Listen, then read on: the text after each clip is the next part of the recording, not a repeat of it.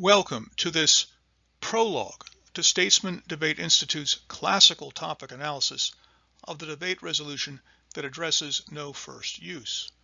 I'm Dr. Joe Arminio, Senior Instructor here at the Institute. What you're about to observe will give you a tremendous advantage in the upcoming public forum debate.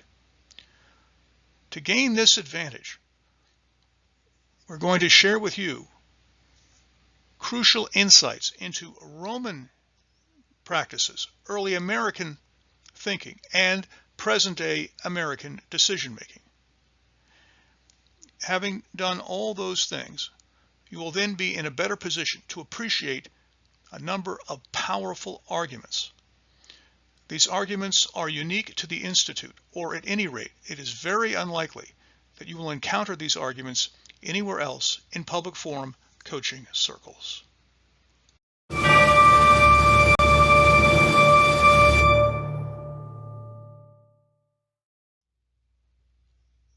To tackle no first use, I think the first thing is to think like an American founding father and to see where they got their inspiration for their war powers clauses in the Constitution. And so they would typically go to ancient history, and especially Roman, and the Roman concept of praetor maximus, or dictator.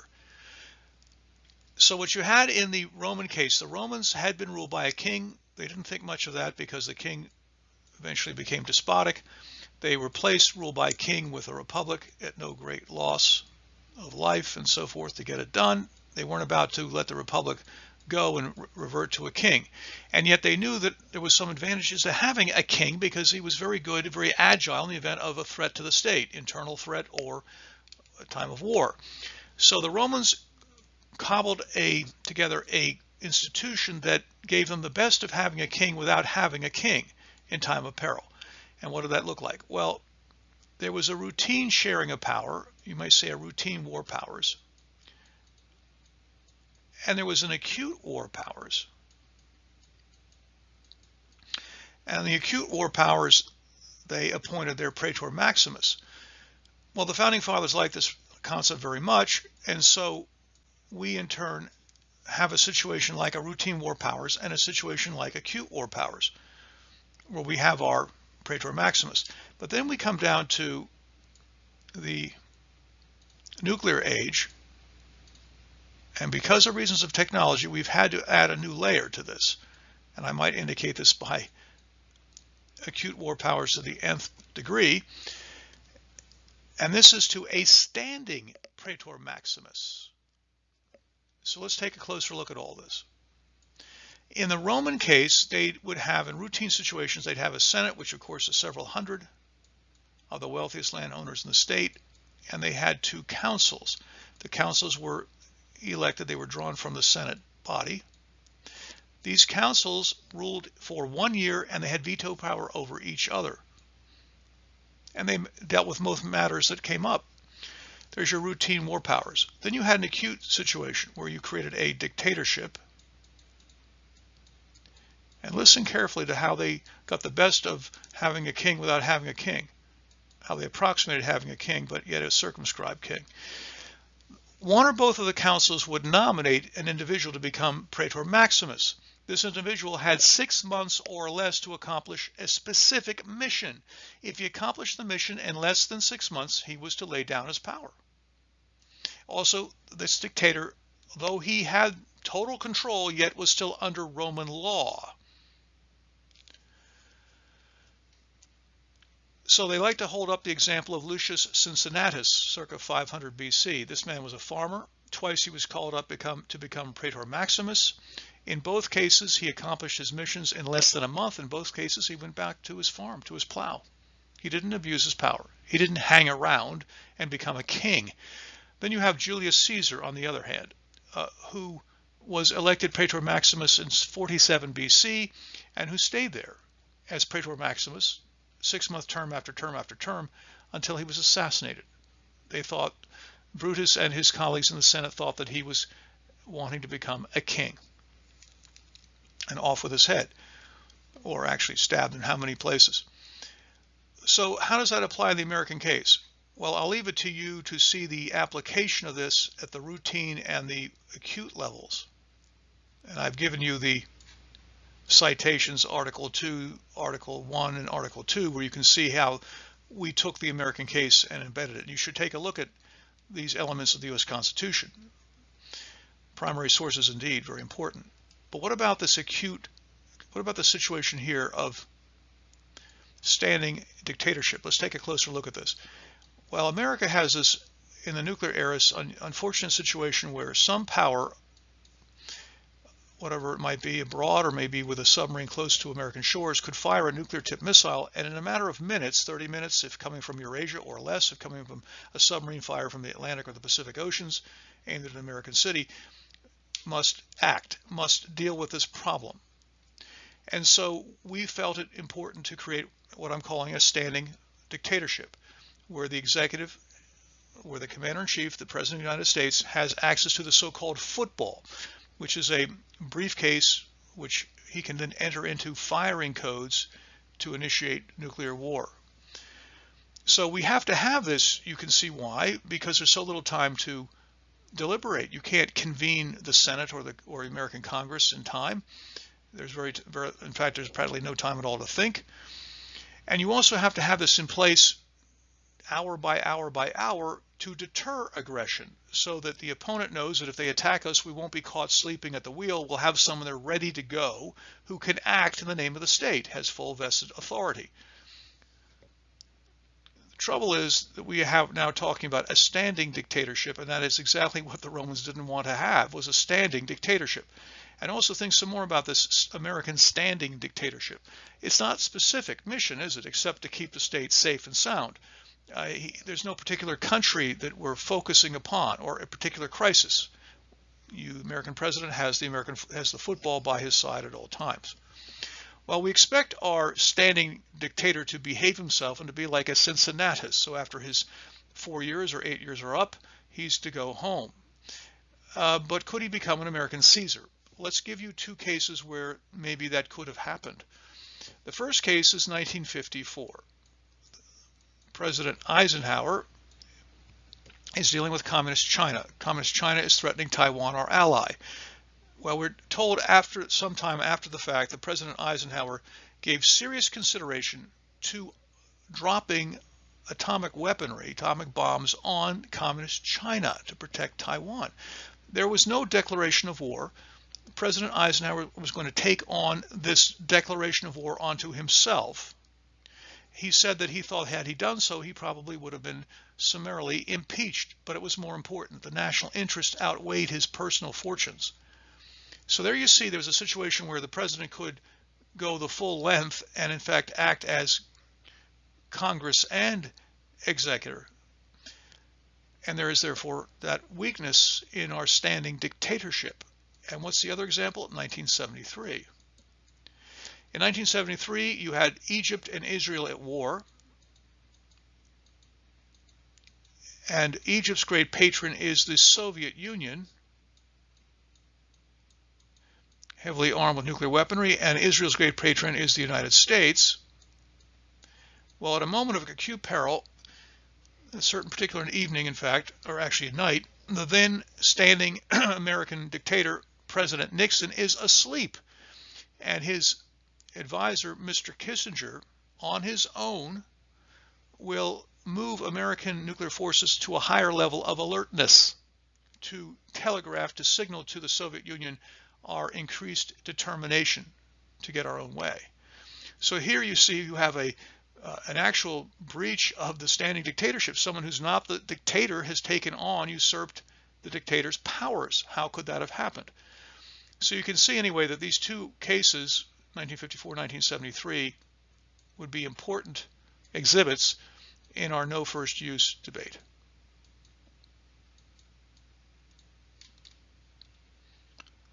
Well, let's now turn to another, not the U.S. Constitution, but another primary source where no first use is concerned.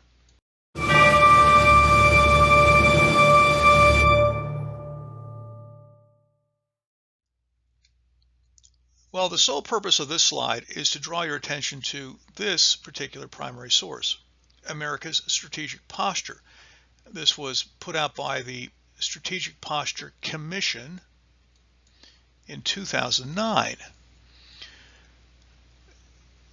This is the second place I would go if I'm tackling this no first use debate resolution. Now, this is a very important point in time. This document is bipartisan. An equal number of Democrats and Republicans from the House, from the Senate, former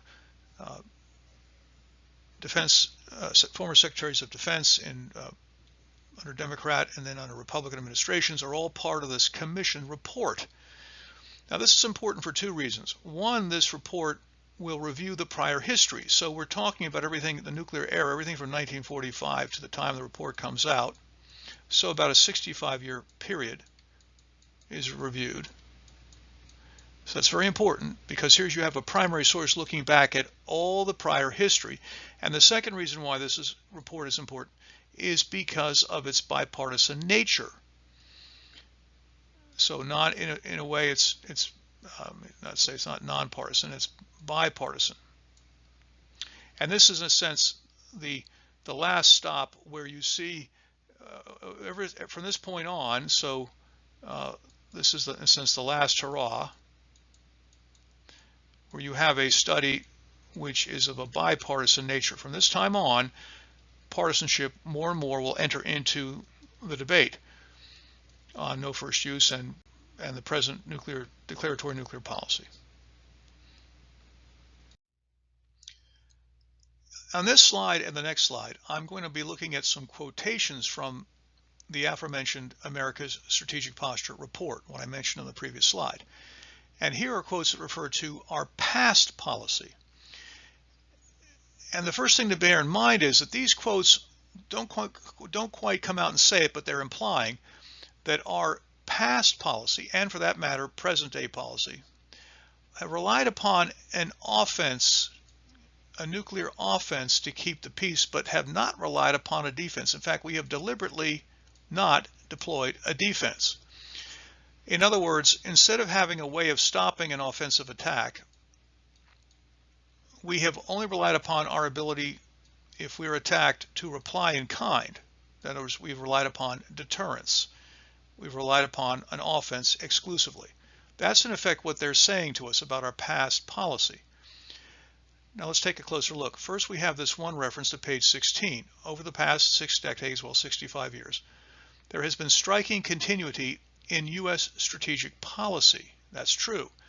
We've relied upon not first use, but first use if necessary. What's first use if necessary?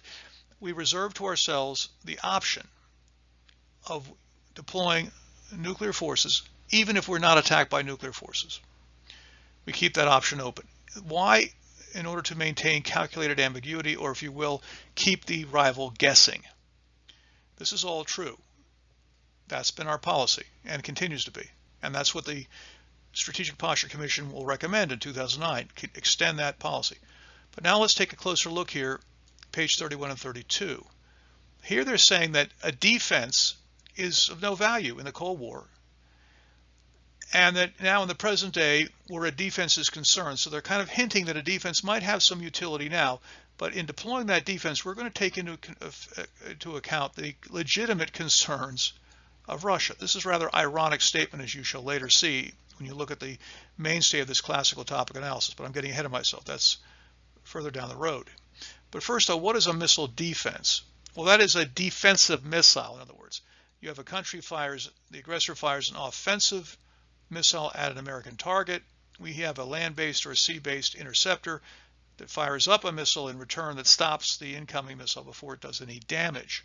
So here they're saying, page 31, that missile defenses were of no value in the Cold War. Everybody knew that. Be very careful. This is a conclusion that the Commission is offering you. This is not necessarily true. This is a conclusion. Be careful. However august, however important and well-informed these individuals are, be careful. Remember, at the end of the day, we're talking about government circles. We're talking about politics. Not necessarily what is true, but what might be politically good to say. Be careful. And there, as I said, irony here because of Russia's views of defense in the Cold War and of their views perhaps in the present day of defense. Be very careful. All right, so much for that. Let's now move on to what we see the Commission had to say about the present and especially future policy. Now I'm looking at what the Strategic Posture Commission of 2009 had to say about the future, the present, but more importantly, the future. And so take a look at this statement here from page 36, that long-term U.S. superiority, they're talking about conventional superiority, cannot be taken for granted. Things could change in the future. And so because things could change in the future, what they're saying is that the global conventional military balance is now in favor of the United States, but that might not always be the case in the future, and therefore we should maintain, that's one reason why we should be maintaining a policy of calculated ambiguity. In other words, because we cannot be assured that American conventional military power on their own can deter aggression, we should not embrace no first use where our rivals are concerned, and we should continue with first use if necessary, because we cannot be sure of the future of the superiority of our conventional military power. This, what they say in 2009, I suggest applies to 2020. And so what I'm saying is that based on this quote, the affirmative have their hands full. They're going to have to make the case, I think, that no first use is a good policy in 2020, yes, but also out some distance in the future. Which brings me to the next point here. The Strategic Posture Commission declares for the extension of first use if necessary, and did not specify how far out in the future this first use should be in effect, and if and when it should ever be revisited. So point number 2 dovetails with point number 1.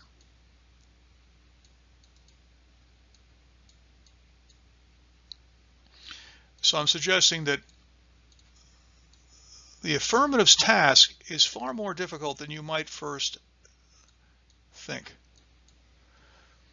The affirmative's task where this no first use debate is concerned. So much for the prologue. It's now time to look at the main body of this analysis, which I also call the classical topic analysis. And I think you're going to see that this main body is worth your time. Here I begin by giving you some sense of the benefits. Powerful arguments are going to become available to you. And this will more than likely lead to you having the element of surprise in competition, at least initially. And I think that more importantly, an amazing view of world affairs is going to open up to you that wouldn't otherwise be there. Now, the place to begin with this main body is this 20-minute introduction to the history of America's declaratory nuclear policy. I've touched upon this in the previous slide or two. Well, now I'm going to give it greater attention, taking you from 1945 up to the present day. Then after that introduction is completed, we're going to take you then to about a 2-hour analysis. This is really the hearts and bones of this analysis. And this is original work. It's original to Statesman Debate Institute. I'm not going to be relying upon the typical anecdotal secondary sources. I have a problem with conventional topic analyses of no first use. I think they're relying too much on a certain range of secondary sources. I think we need to go beyond this range. Now, this original work that the Institute is going to provide you quantitatively measures the U.S. conventional and nuclear military deterrence, or if you will, we provide a measurement of the conventional military balance between the United States and its principal rivals abroad. That would be Russia, China, North Korea, and Iran, and do the same for the nuclear military balance between the United States and Russia.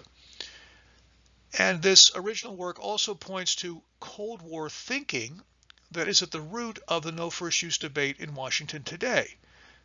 I don't think we realize how much thinking of the Cold War, early Cold War years, in fact, how are affecting our thinking on this topic right now.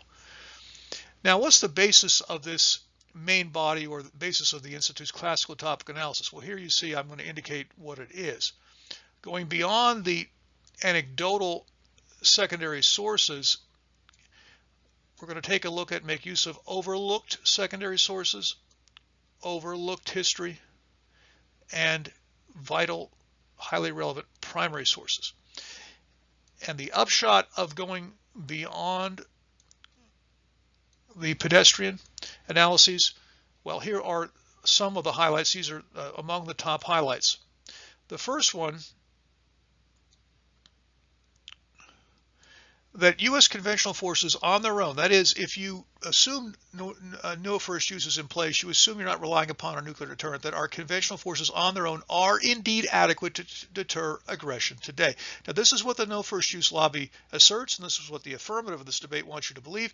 But what's important about this finding is that here is the Institute substantiating this assertion. Without this, you're dealing with an anecdote.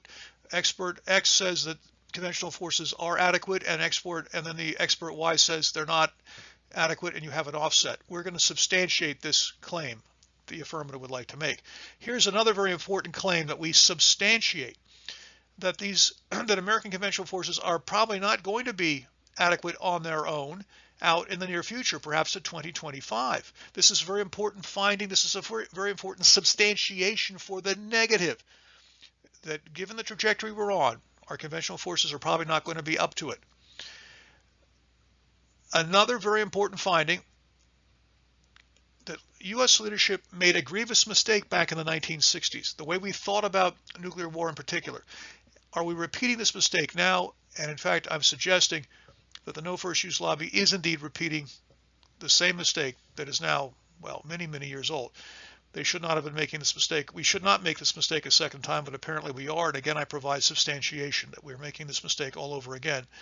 And then finally, we come to this fourth point. There are other points, but these are some of the top findings, that the nuclear military balance between the United States and Russia may not be stable.